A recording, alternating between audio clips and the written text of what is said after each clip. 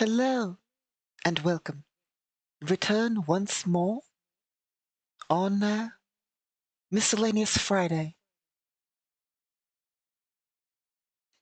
Of course, to continue our adventures of you learn all this and see where the galaxy takes us and all that.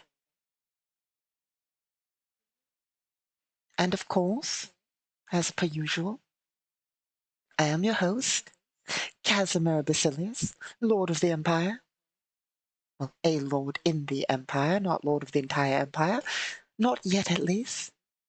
So, well, just because I'm so excited to talk about things, we'll start with a very, very brief bit of information before we get into the actual stuff.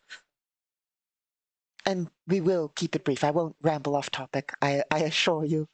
Well, I can't assure you of that, but I hope it will be as brief as it'll be brief. Anyway, so of course I am like 5 or so minutes late. It's because of the same reasons as usual. Working on the rule book, making progress, and yeah. So we will well, that's what I'm going to talk about, of course. Well, first things first. The thing I've worked on, well, of course, as I've been saying, I've been working on defining some rules for the hacking system. I mean, the rules are all there, but they need definition and explanation to a bit of a better degree. Because even for me, some parts are not very clear, and I wrote most of the rules. So, and then there's, of course, casting needs definition, but I haven't worked on that. Organizations, I've been working on a bit of definition for organization terms and so forth. Projects, policies, edicts, and decrees need some work working on that. But I got sidetracked and spent basically every single hour from basically all day. Let's just say all day. Absolutely all day. Sidetracked yesterday. Yes. And I worked on something we won't see yet. I mean, of course, I'll talk about it, but we won't see it in practice yet. But it has so much potential. So, a long time ago, I'm pretty sure in an unarchived video, I rambled about the traveler. Well, of course, I always ramble about traveler maps and the map only is really necessary system, which is super useful. But they have this sort of world code thing,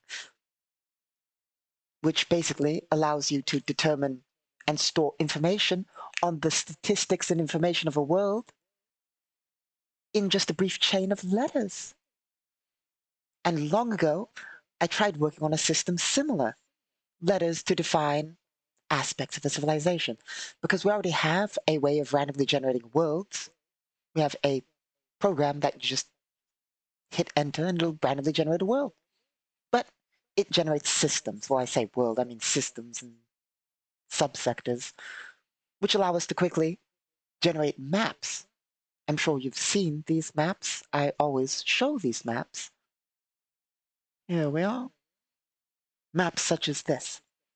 Obviously, the system generator gives us things like this, except without the info section, of course. System generator, it's hard to see on screen, probably. I'm not sure the scale of it. But the system generator gives us the star or the number of the main orbital object in the system, the number of suborbital objects, things that orbit the primary object of the system, whether they have moons or so forth, whether they're gas giants, planets, what kind of planets, etc. So generating system gives us what's in the system, just what's in the system. It doesn't define the details of those objects other than vaguely. For instance, it'll tell us, oh yes, there's an asteroid field, there's a molten world, etc. But the codes will help us by basically defining civilizations and objects to a greater degree, their maximum populations, how many people are on it, basically allowing, how before I explained what I consider a complete system and so forth, and random generating them because, and all that. It will basically allow us to fill in more detail on a system rapidly without having to spend literally like forever per system, theoretically, if I can get it working.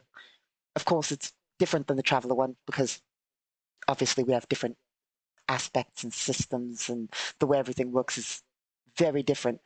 But the idea of a code that basically determines, well, or tells you information about it, then being able to use dice to generate that code based on several aspects to basically quickly randomly generate a system. So I basically spent an entire day looking into how to get that to work. It won't come into use yet, but hopefully it'll allow us to generate systems quickly. Well, the details of systems quickly. Of course, that also falls into the thing I rambled about the other day, which is how I despise or disagree with how empty or low populated things are in systems and settings. In Traveler, the populations are ridiculously low. Like, just ridiculously low in their generators. It's like, just, I don't know how to describe it. It's ridiculously low. That's all I know how to put it. Like, where is it?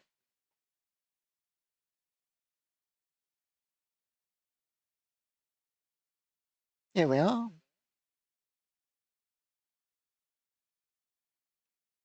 Yeah, here it is.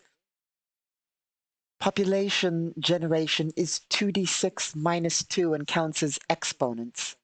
So the average of 2d6 is like 7 or so. So the average of your roll is going to be 5. And 5 is hundreds of thousands, which is ridiculously low. Even if we go above average, that's like what? Even with modifiers, millions, tens of millions, hundreds of millions, it barely ever is on average likely to get into billions, which is basically, as far as I can tell from all the modifiers I had together, it's rare to get into the billions, let alone like tens of billions. So it's just generally low in their way they generate populations, ridiculously low. Anyway, unless there's some huge modifier missing on how it works. Admittedly, if you know of the Traveler books, when I say books, I mean like the rule book, specifically, I'm referencing the most, what I view as the most complete and, I mean, there's so many different variants of Traveler, but the most complete and total version is like fifth version, like fifth edition or something.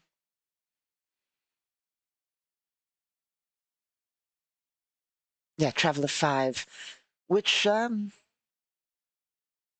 feels like the most complete, but, oh, that's just, I mean, I suppose there's other variants and so forth, maybe, but anyway, has a lot to it, but it's not the most user-friendly in understanding how things work. Even if you have the page in front of you describing how anything works, it's not the most user-friendly in interpretation. I think, I'm not sure if it's archived or not, but I rambled about how their world generation at certain levels is just absolutely indecipherable. Here it is. The thing I always ramble about is, for Traveler world generation, I don't understand. And if anybody can clarify what this means, if anybody can clarify how this works or what this means, that would be greatly appreciated. But just like looking at the book itself in front of me, it doesn't make sense. Specifically, it's like, For oceans, randomly select hide times 2. Makes sense. The hydrograph calculation times 2 triangles as oceans because hydrograph is like percentage of water, and then times 2 triangles because triangles are 20, so 5% times 2, if I remember correctly. It's been a while since I did all the math behind it. But yeah, selected those triangles as oceans. Okay, that wouldn't get me nicely shaped oceans, but sure. Consolidate ocean triangles, whatever that means, that share sides, whatever that means. So I suppose if they border, consolidate them. Enclose oceans with shorelines, so make the outer barriers shoals, which may run through any terrain type. Okay. Non-ocean triangles are continents. They are not consolidated. Treat each triangle as a separate continent. Okay. So you don't combine continents in triangles, I suppose. I mean, I'd prefer if you could, but apparently you don't. That's neither here nor there. But it doesn't actually tell you how to shape the oceans or continents, really. I suppose the seas section is like randomly select hide continents and place one ocean hex C in each, surround each with shore and all adjacent hexes. I, I, I mean, it's the rules in front of me. And I don't understand how what it means. I mean, it's too.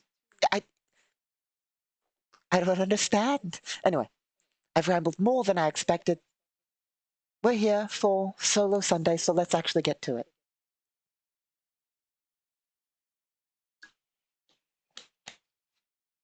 I say, as it's Friday, but I mean, for you, probably it's Friday. Of course, here, as it is the 14th, it is Sunday. So we're, doing this on Sunday. But, you know, planetary orbits, different calendar systems, etc.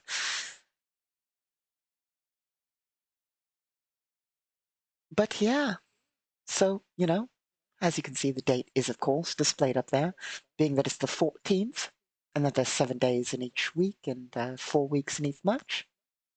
That was a failure of words. 4 weeks in each month. It is 14, which is the end of week 2 and a Sunday.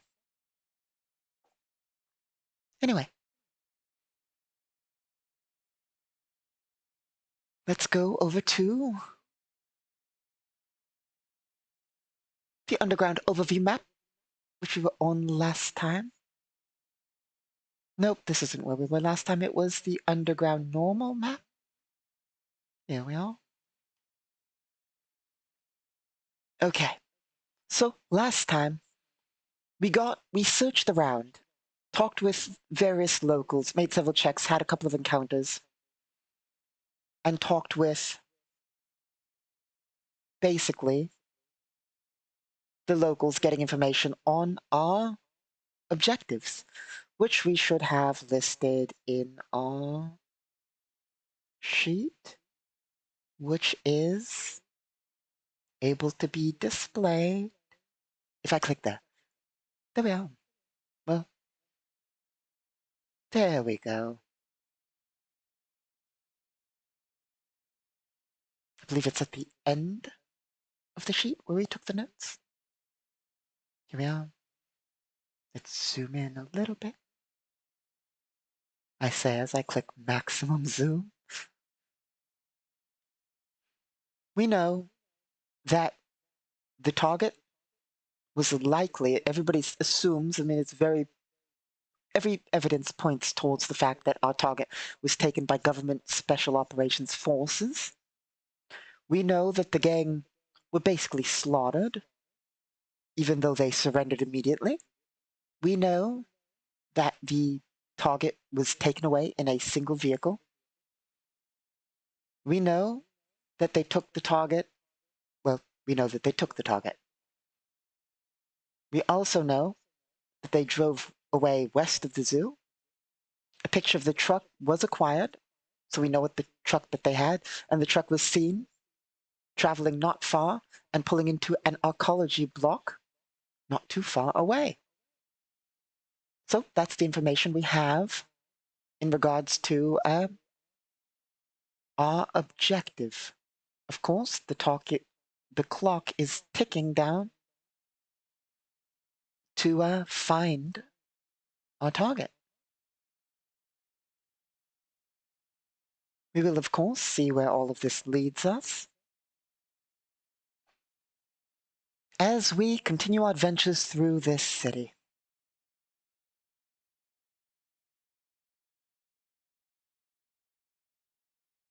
Oh, let's check one quick thing. What did we hit?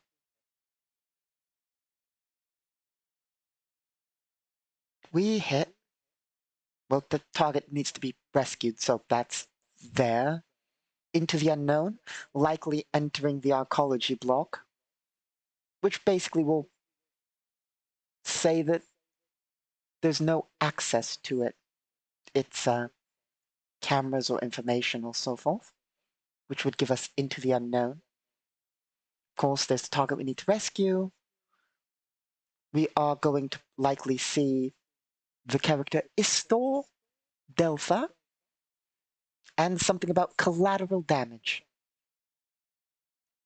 So the two we need to hit, because that one's covered really easily by just into the unknown's covered by saying we basically won't have information on what's inside the arcology. So we'll be going into the arcology blind, theoretically, if we go in.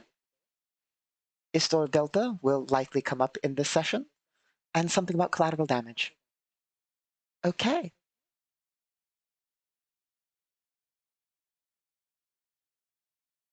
So, having gained the information of the location of our targets by spending quite a long time, most of a day, I believe it was a day, or most of a day, out searching for information, our two adventurers, well, our two mercenaries, will head back to base. We're not going to immediately rush to the arcology. While time is of the essence, we should pick up our allies, you know? So, we'll head back to base. At this point, I believe our allies are healed. Yep. And arriving back at base on a bike, we'll pass by the garage in which the gangsters are working on a variety of vehicles, repairing, and just working on projects and so forth, before entering the main area and meeting with the other two mercenaries. Not him. Where's three? There he is. Okay. So, the mercenaries will all be informed of the data we have and caught up on the situation.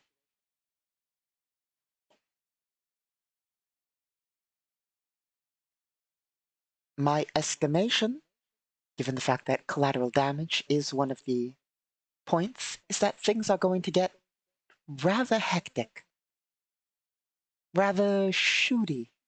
So we'll see. Anyway, our characters don't know that. Well, they know that. They know about the situation. They don't know what'll happen. I mean, they could guess as well as I can. I don't know what's going to happen either. Anyway. So, they'll go over the location, tell each other the data that they've acquired. And, I suppose we will try and request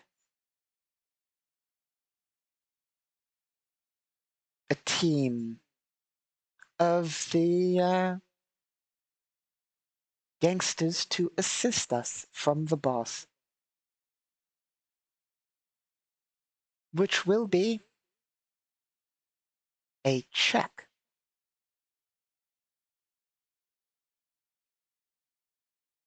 Basically, we'll go to a meeting with him in his main room, and we will make a impress check. Well, someone will make an impress check. Let's see.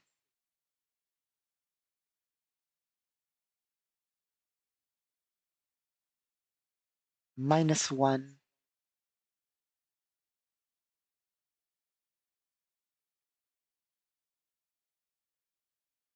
So we're just at a plain -1. While our allies are at a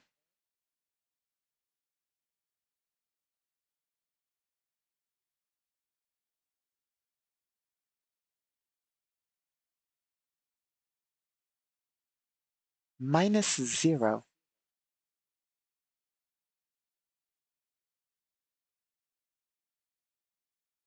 So our allies will make the check.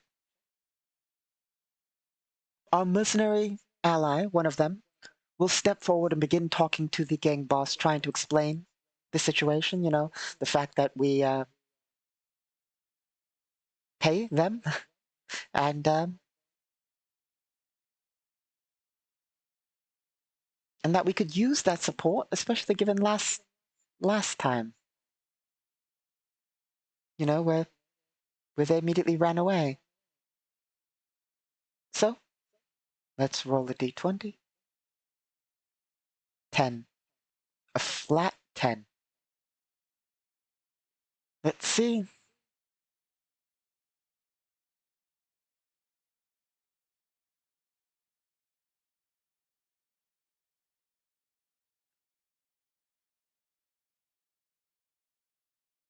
A flat 10.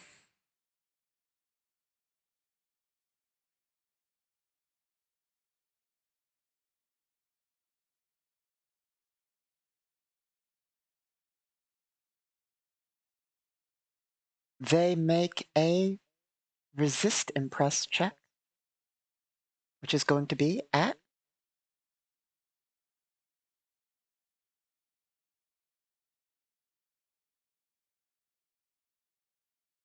2. So they're rolling a d20 plus 2. 15. And they have another penalty, or we get a slight bonus. So 15.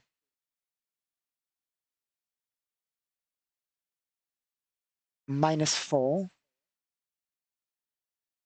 So they have a 19. Well, I mean, they have a +4 technically, which brings it to 19. However, they are our ally. 15. So that is not a success.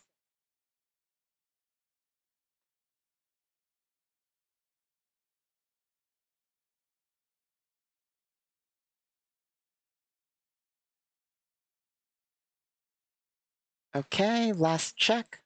Make sure I'm not missing anything.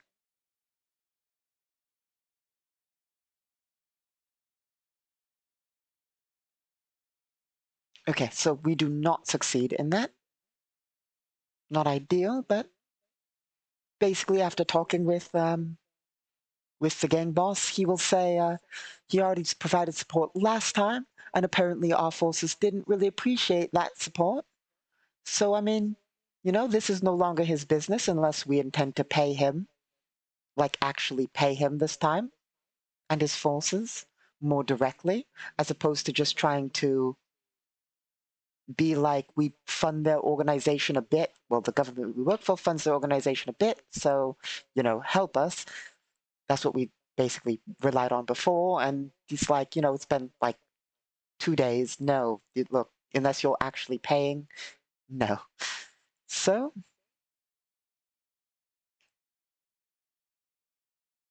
that means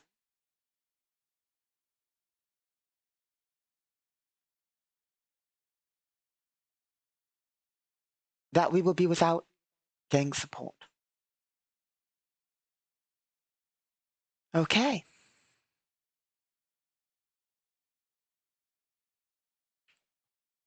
Basically, let's see.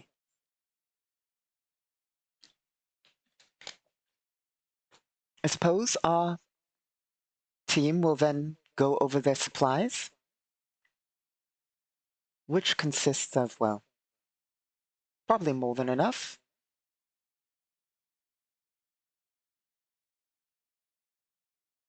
I mean, nowhere near enough to be fair, but it will have to do.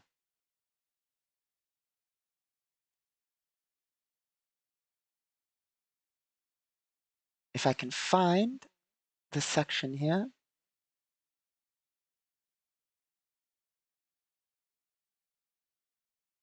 Let us just make sure.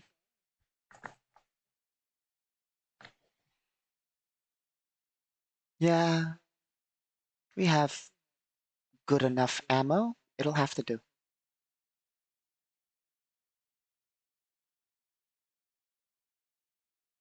Okay. Then our team. We do have enough to technically acquire an easy request. Let's see, let me make sure that's true.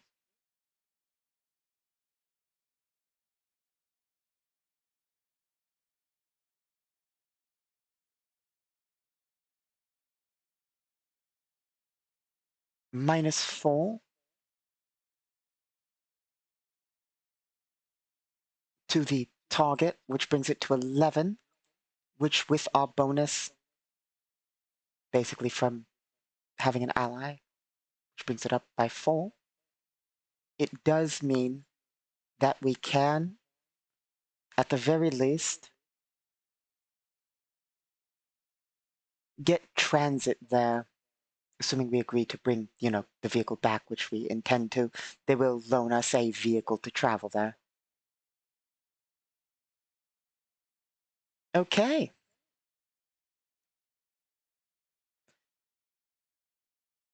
So, we need to grab one thing.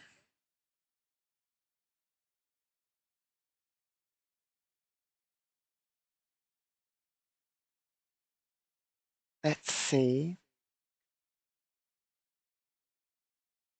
City base screen.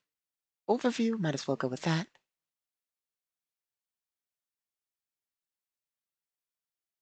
Make a copy.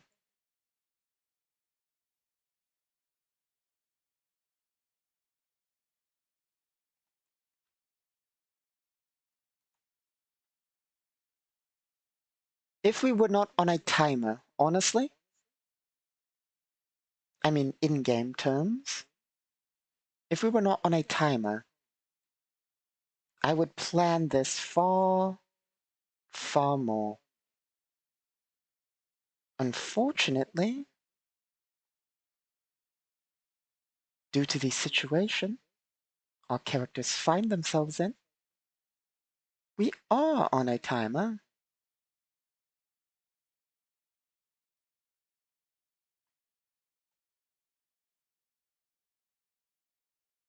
Which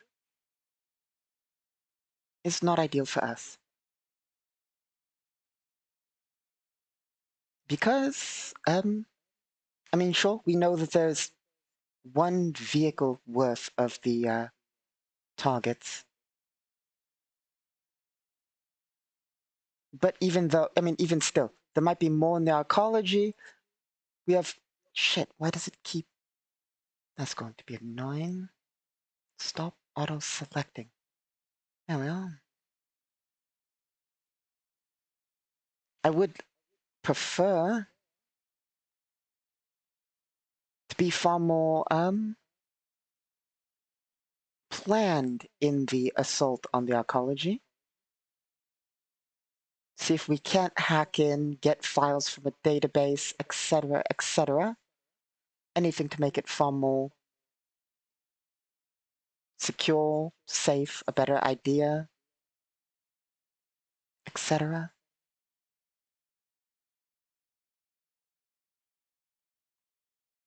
But given that, like I said, our team has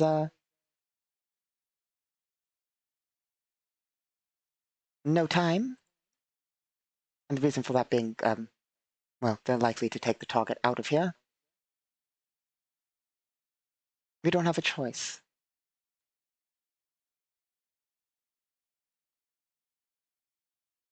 We'll grab all of that, because it might be necessary. This will be our base arcology, because it is an arcology, and that's roughly the scale we use for those.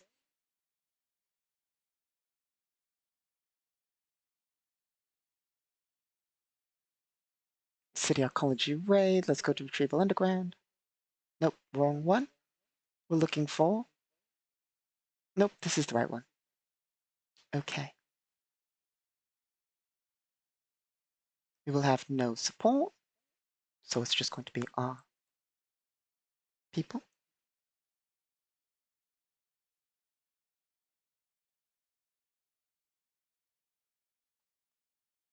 We do have some choices that are important in this. I mean, I say we can't waste time, but we could. We can do whatever we want. But we're being paid for our target. So, best not wait for the team to get back up or shift their stuff. We're already what? 1 to 2 days behind them or so. So, pulling up towards the location, which will take roughly 20 or so minutes, same as before, probably a bit less than 20 minutes because it's a bit closer. Our team will approach. Let's quickly hop over to the zoo, grab a car, because the gang will have loaned us one.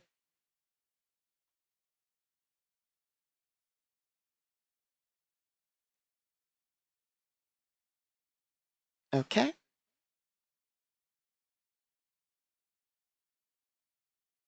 The question is, do we wish to approach from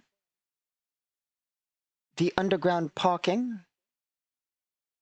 which will have to go several levels down, or do we wish to actually just try and enter from basically the well, I say ground floor, we're already like,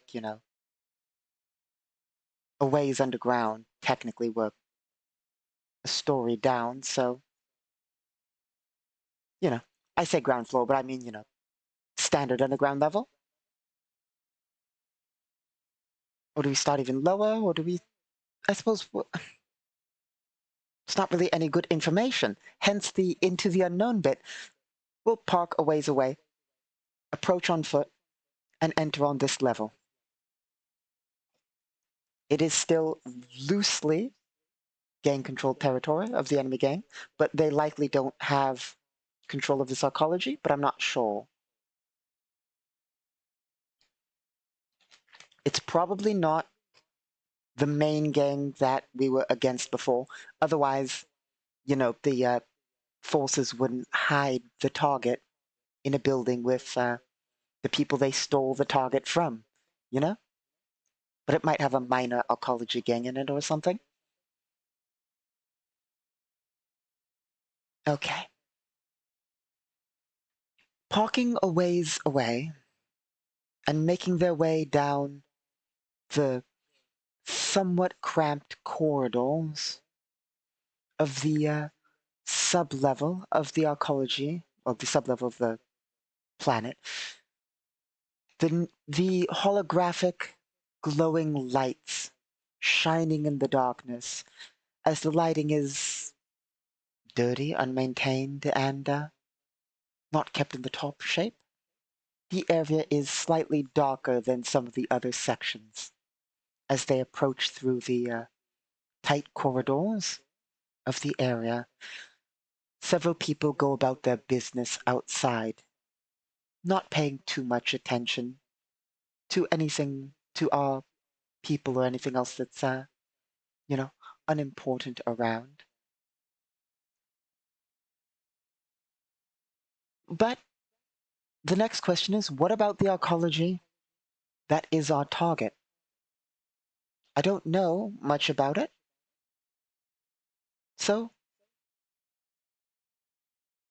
that means we'll generate some words. The question is, of course, can we have a description of the target arcology?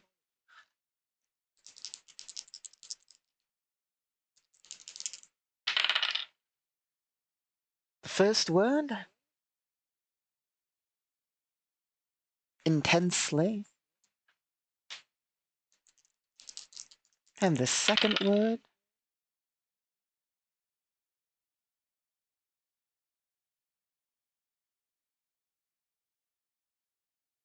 here we are, rough. Intensely rough.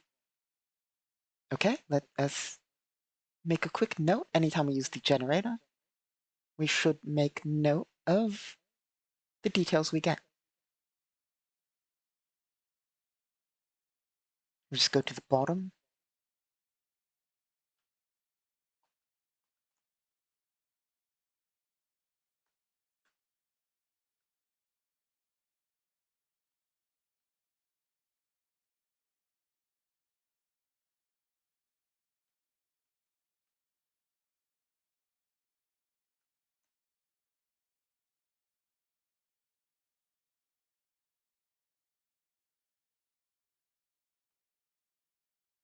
So, as it is intensely rough, of course, we are to interpret that. There is the average amount of people for, well, few more than the average for the area, amount of people around, going about their business. The arcology is not abandoned, it's not shut off, it is a rough area though. So, it's not the nicest looking. It's a bit dilapidated like everything else around it. The people here are indeed likely, there's likely gangs in the arcology. So it's likely armed and so forth. When I say armed, I mean like the people around have weapons. Not all of them, but some of them have weapons, but they don't seem, part of a group. They're just carrying weapons for personal safety against gangs or in case something happens or so forth. And it's not the best of places, but it's our target. So let's see. We can also ask a few yes/no questions. We won't bother rolling on the thing because it's just so much easier to do this. Normally, if we roll chaos or, as I say this every time, but if a roll is a character-based roll that affects, stats or skills, we always roll on the dice roller. If it is requiring a secondary file for like GM bot or so forth, we will usually roll it with physical dice because it's just quicker. Takes a while to bring up the generator, as you see every time I try and open a file or look for something. It takes a bit. I should really organize it, which I've been saying since I literally started all of this, but I should really organize it all. Anyway, so other than that, usually we'll roll yes/no questions on the bot roller, usually. But in this case, it's so much faster and it's not relevant to, really much that I'll roll it physically. The question we're asking, and this also is not a Chaos Edition roll. When you use this, sometimes you roll Chaos dice. We won't because it's just a series of small descriptive questions, which is this section of the arcology open? If yes, it's open structure. If no, it's closed structure. We're adding a -2 because it's more likely to be closed structure than open structure. At least in this instance, from my imagining of how this place looks, this underground section is likely not an open style section. So, 14 -2 is 12. 12 is, yes, it is an open section. Despite it likely not being, it is. Okay. So we'll use an open floor plan.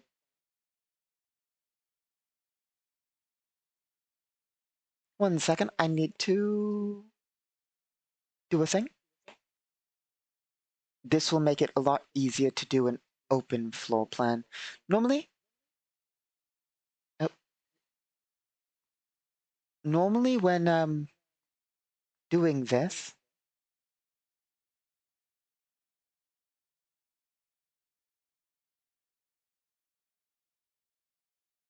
I do the opposite. Here we are.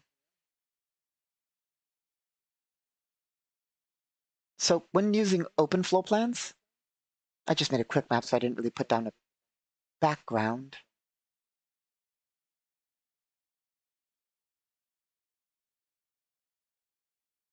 We'll do this. Not that kind. Half a second. I am ever so slightly unprepared for an open floor plan.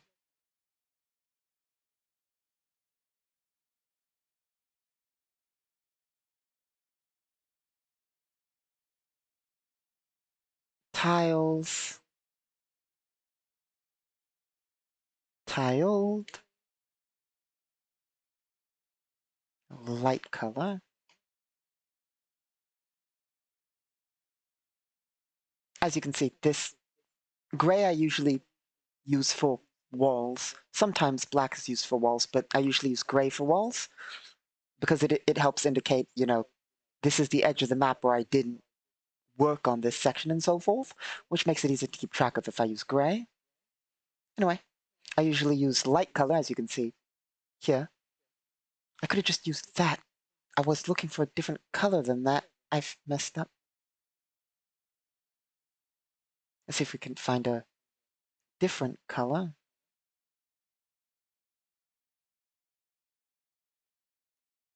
Just so we can tell the difference.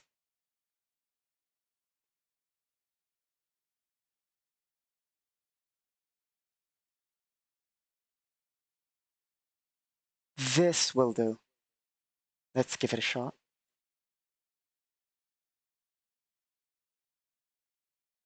Basically, I just want to know whether this is visible on top of that. Well, there'll be gray on top of that, and then that'll have to do. I mean, I suppose I could have used the other one then, because there's going to be gray on top, and then more interior. Anyway.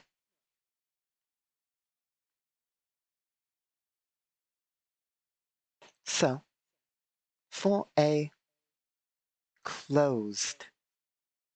open arcology, here is what we do.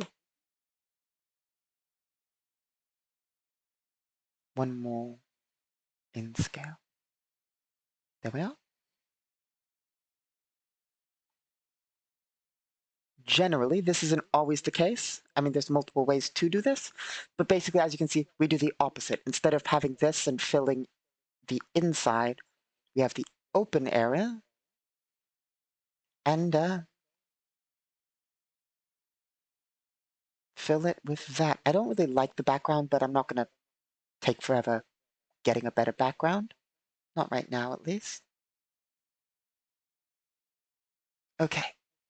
So this one will have a structure of 4 main pillars, basically ensuring that it's not going to collapse. We'll, of course, expand them slightly.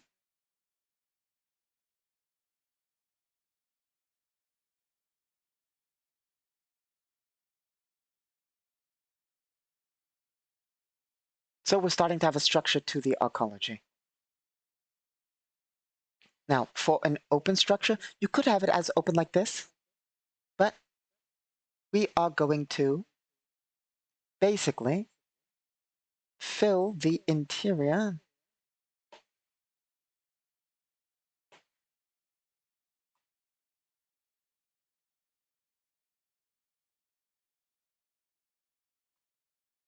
like so.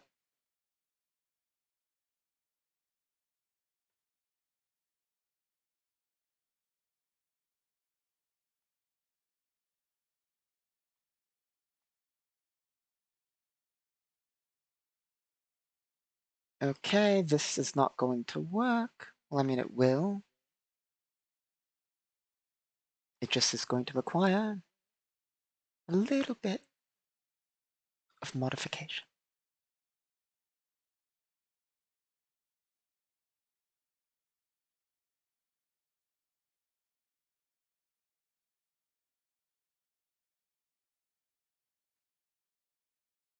Okay.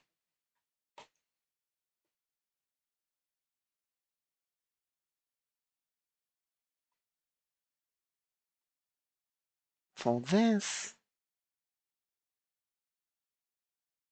should be just as long, but let's do a little bit of counting.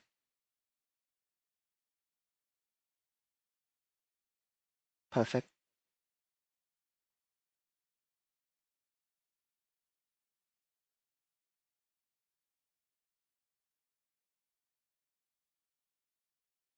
There. That is the interior structure of this floor, basically. There's also going to be way up to more floors, of course.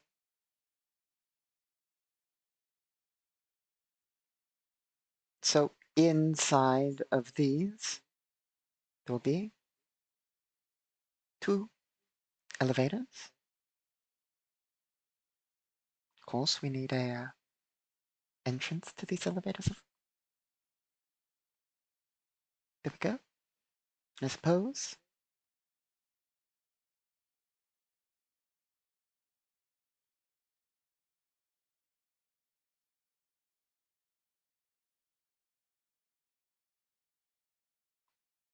we will have stairways in addition. Okay. So that is going to be the very basics of our structure here.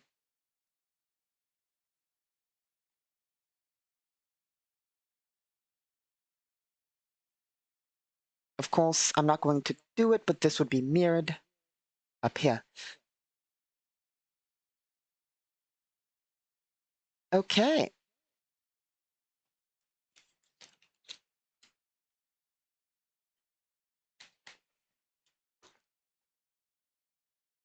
Approaching the arcology block and seeing basically seeing the place. Looking in, there's likely some people milling about, going about their business. Likely in some of these are shops or houses, just mixed in. Not really the most organized, but people going about their business. Some people, sitting at, there's like a few tables outside going about. Basically, not the highest, nicest looking place, but, you know, okay. So, our team of mercenaries will cautiously approach. Ooh. Question for the bot. Is the target truck parked in this area? Because, of course, there'd be an area for underground parking, but you could definitely fit a car in here. Car would definitely fit in here. I'm not sure if it would. It might fit driving down, but I wouldn't try and do that. But point is, a car could fit in a lot of these places. So the question is there a car, the car, parked in the area? I'm going to make that very unlikely. So a -4. And this is relatively relevant, so we'll roll it on the thing. I mean, we'll roll chaos because this is relevant to the plot. Where is our dice roller? Here we go. First, chaos. 4. What is our chaos modifier? I believe it's More than 4? Meaning we've rolled chaos.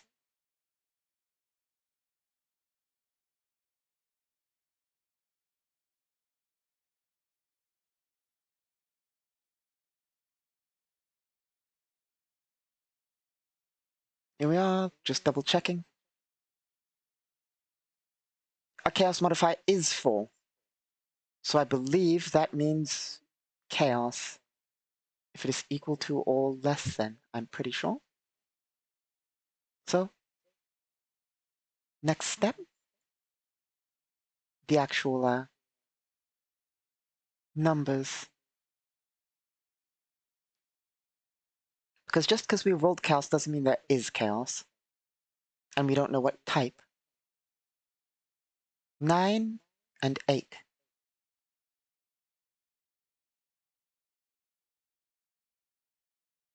Of course, minus 4, which is a 13, which is yes. Also, 9 and 8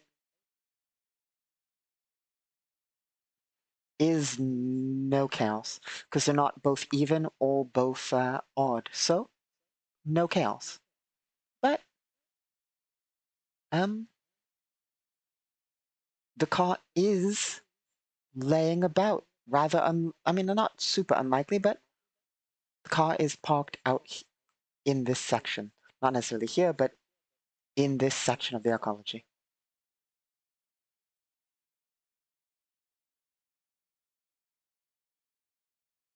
Yeah, even if, because I'm thinking, is it even that likely? Even if we made it a -6, that would still be a 11, which is a yes. That's saying a yes, but it still would be a yes. So it's rather likely that that car is here. So, seeing the target car, our mercenaries, trying not to draw too much attention to ourselves, will make our way cautiously towards the vehicle. Very cautiously. I will quickly roll a physical die. Scatter dice, by the way.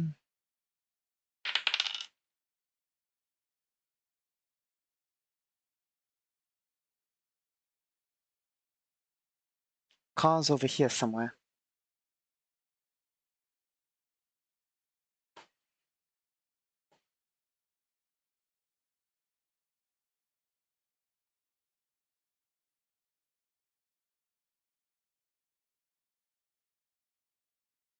Okay, half a second.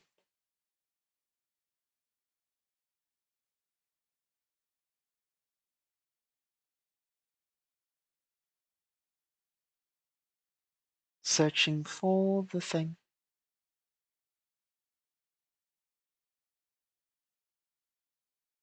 There we go. Is that the right scale? Yeah.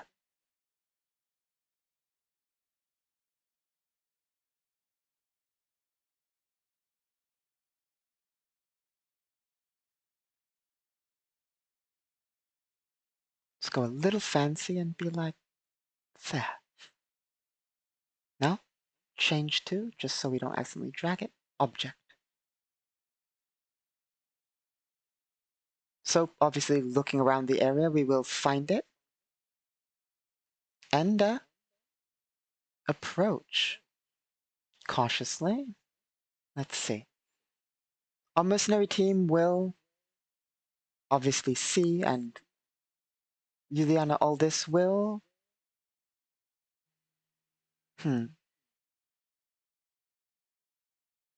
Juliana Aldis will ask the mercenaries to ask around if anybody has any information on it before we so boldly approach it. Has anybody else tried to approach it? What is anybody saying about it? Which is a gather information, which is 4. Nobody's really willing to talk to our mercenaries in their combat armor about the car that arrived that people in their own likely combat armor got out of. They don't really seem to be in the talking mood. Nobody's sharing.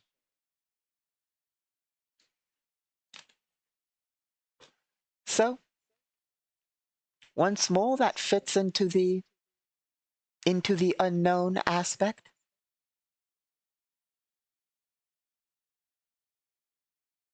At that point, having spent a few minutes asking around, you then all this will sigh, look at her mercenary allies, and say, my armor's heavier than yours. And, you know, and all that. So I suppose I'll be the one to approach the vehicle. And, you then all this will, well, let's check her abilities. There's one quick thing I want to know. And that is, do we have the shield spell? Because as we might have stated before, you learn all this is a caster. A shit caster, but a caster.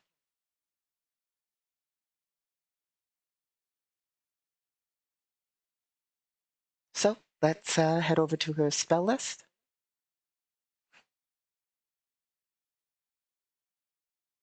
That's what we're looking for right there. Energy barrier, energy armor, solidified barrier, etc.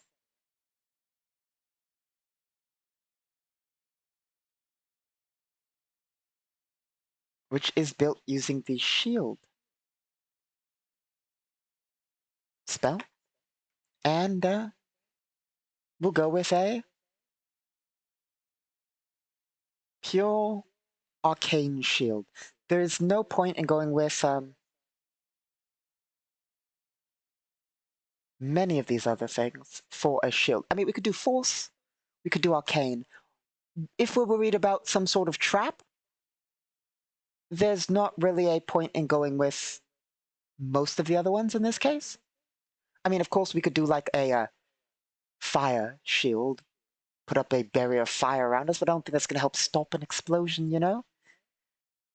Earth might, if we had a powerful enough ability to roll, air might do something, you know? Or powerful enough roll, heat might do something, but I don't think we can roll that well, you know? We're not the best caster.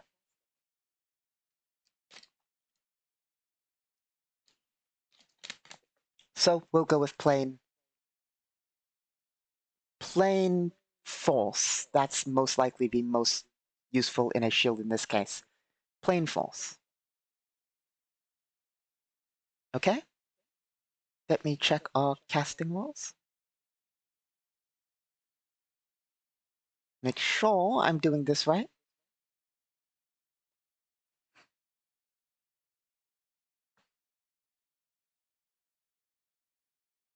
Here we are.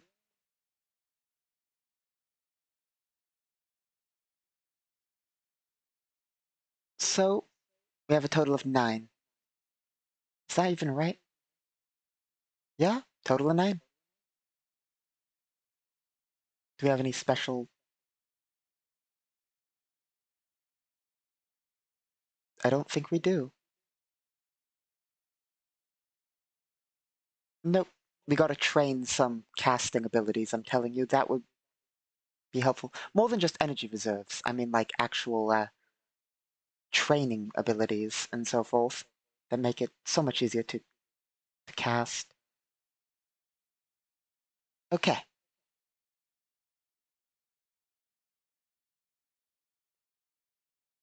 So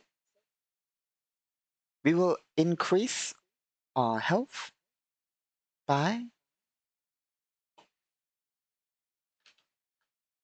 nope, let us move that out.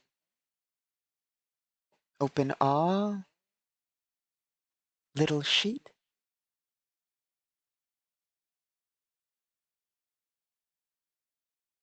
And there's one other thing I want to check before I cast this, which is basically how long will this last? Like 4 minutes. Well, let's see what we get before we determine. No, we don't. Shit. There's a special casting ability you have to be able to have better control over your casting ability. We don't have that, so just a d20 plus 9. And then whatever the result is, we're stuck with. 3.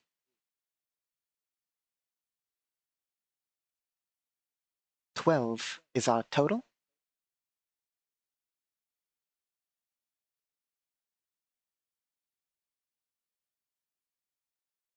Okay. 12 with the shield's difficulty of 5.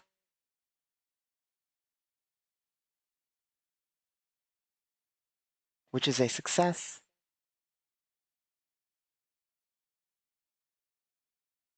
So we successfully cast shield. And that is a 12.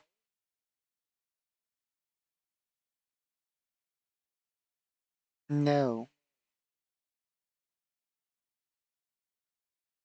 We cast the worst possible variant of shield. Shield increases the DC by 5, making the base DC for a level 1 15.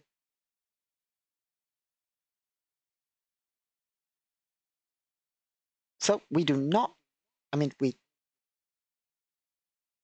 shit.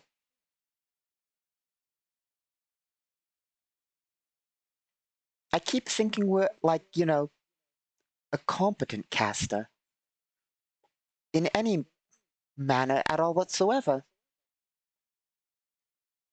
We do not have the ability to choose a lesser cast. So, what happens, since we're basically an absolute rookie novice at this, is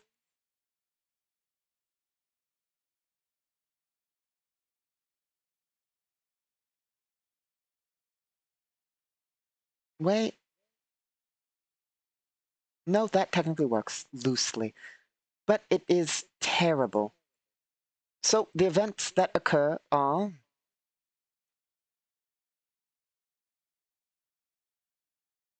we get, if I'm understanding this correctly, 5 shield. We get 5 shield, which is like 5 health. And we lose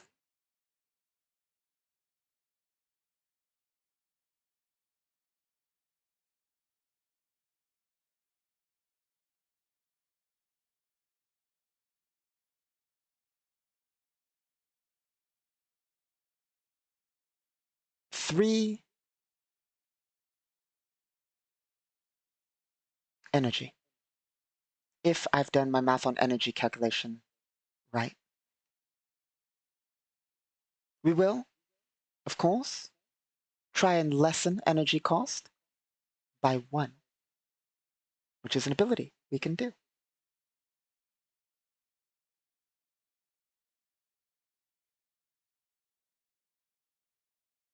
"19 is a success, so we only spend 2 mana.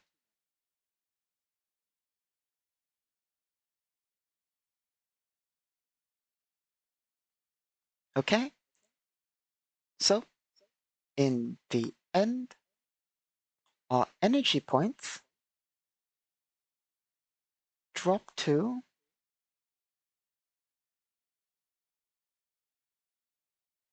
5, which is absolutely terrible. Like a normal caster could theoretically, like, do what we did at no cost all day. Basically, all day, because that's such a low tier of the ability. So, we gain 5 shield health.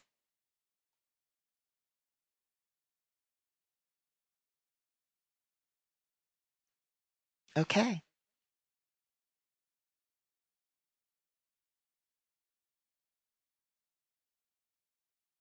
as we approach, which I was hoping for, like some actual significant number in case this thing explodes or shoots you at us with like some sort of pre-prepared weapon or so forth. Juliana Aldous will cautiously approach the vehicle. Is the door unlocked? No, it is locked. We know that much to be factual. 1 second, I am low on water. My apologies. I'll be right back.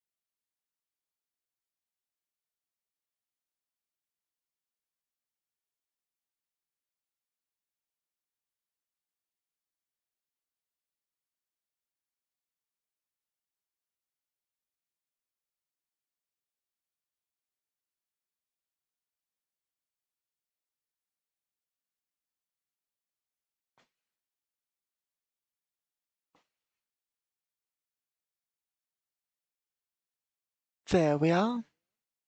So, let's see here.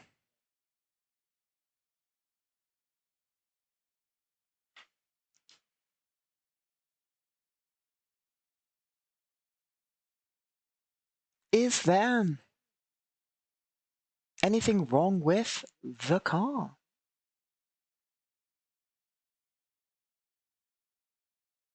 Here is what we shall do.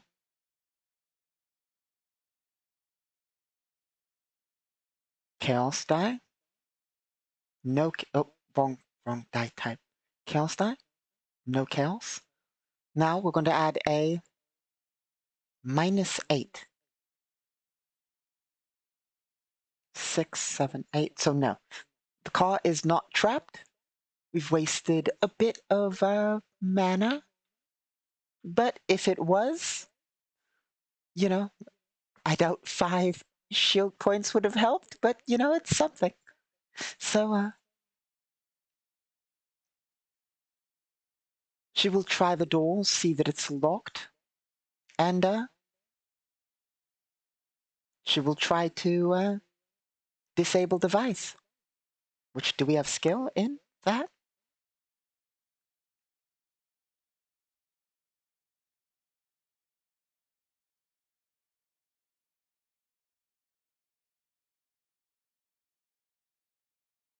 Here we are.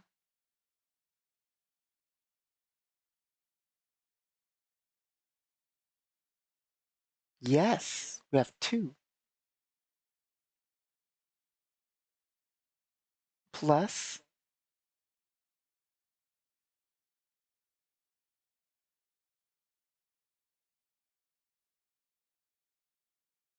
plus what?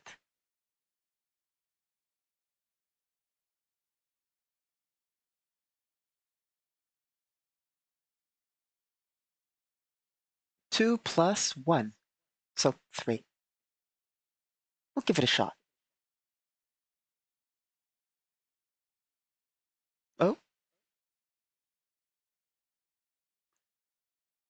we have 5 in mechanics. So 4. We can roll it with a plus 4 because of our mechanics and synergy and all that.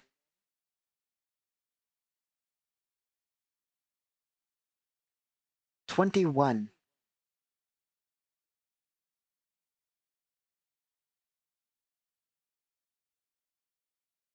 Okay. Final bit I need to look up.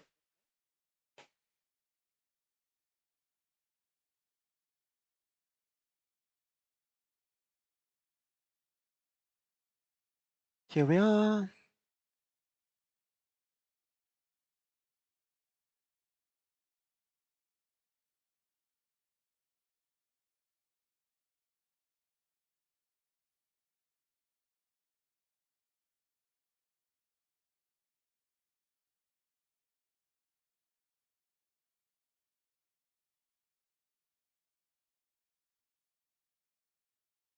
If this is a standard model, then, well, if it's a slightly higher end model, then no. So let's see. A D8 will decide. That is average. So we'll give it a yes, because that is average, which is slightly above average for being technical, but Juliana Aldis will open the vehicle after messing with it for a minute, and then give a quick glance through the inside of the thing for anything useful. So, first question. Chaos? No. Are there any clues in the car? 5, 6. 11. Yes, there are clues in the car. But the question is, can we get them? So let us roll a search check. 1. No, no, we can't find the clues. That's great.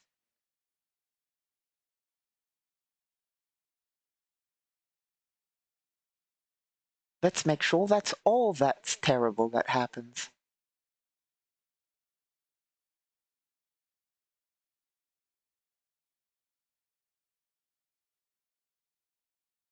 Here we are. We've critically failed, so that means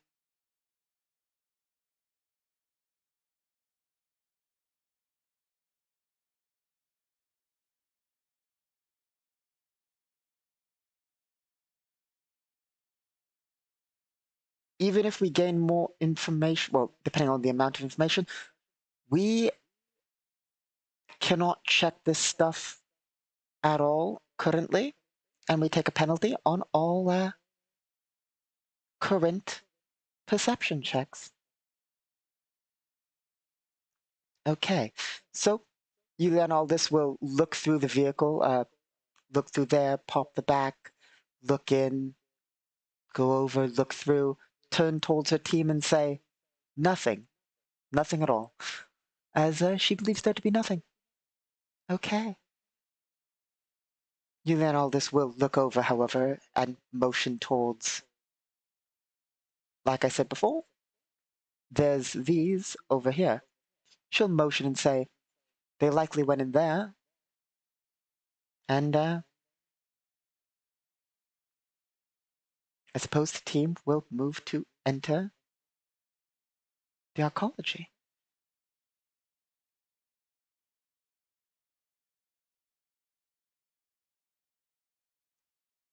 And while we didn't make much progress today, we will call it there, unfortunately.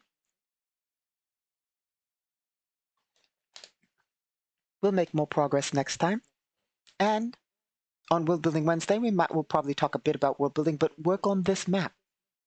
The map of the arcology and the encounters and so forth for World Building Wednesday, which gives us a plan. Anyway, thank you all for stopping by. My apologies that we didn't get much done. I am going to go have coffee and work on some Imperial paperwork. Have a good day.